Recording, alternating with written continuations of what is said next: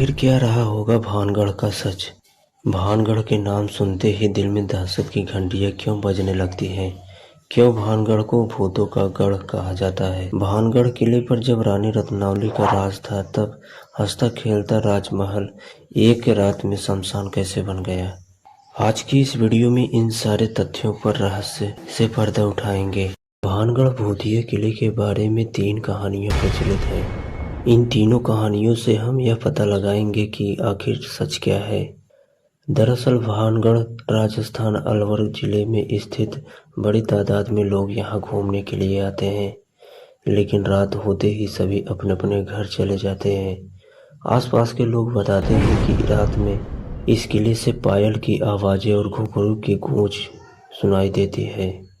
इस किले का निर्माण 15वीं और 16वीं शताब्दी में हुआ। इस किले का निर्माण राजा भगवंत दास ने करवाया था।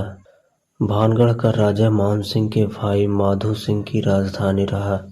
पहली कहानी जो प्रचलित है, श्राप की कहानी।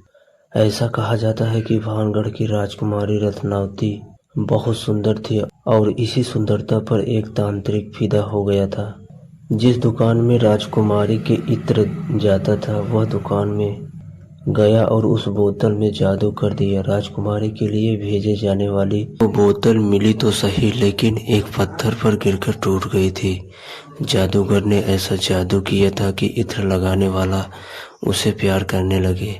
अब इत्र पत्थर को लगा था तो पत्थर जादूगर से प्यार करने लगा और वह पत्थर जादूगर की ओर बढ़ा और पत्थर ने जादूगर को कुचल दिया।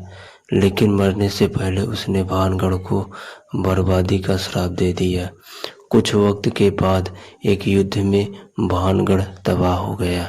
भानगढ़ किले की तबाही का दूसरा जो किस्सा है, भानगढ़ किले के पास एक साधु पहाड़ पर तपस्या कर रहा था और उसी वक्त महल का निर्माण भी हो रहा था।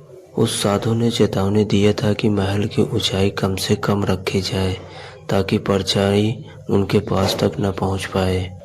लेकिन बनाने वाले ने इस बात को ध्यान नहीं रखा, अपनी मर्जी से महल का निर्माण करवाया। साधु ने गुस्से में श्राप दे दिया, जिससे भानगढ़ तबाह हो। तीसरी कहानी जो प्रचलित है, वो बताया जाता है कि 1720 ईस्वी में भानगढ़ किले व इसके आसपास बसने वाले गांव उजड़ने लगे क्योंकि यहाँ पर पानी की कमी हो गई थी। 1783 ईस्वी में एक अकाल पड़ा, जिसके बाद भानगढ़ पूरी तरह से उजड़ गया।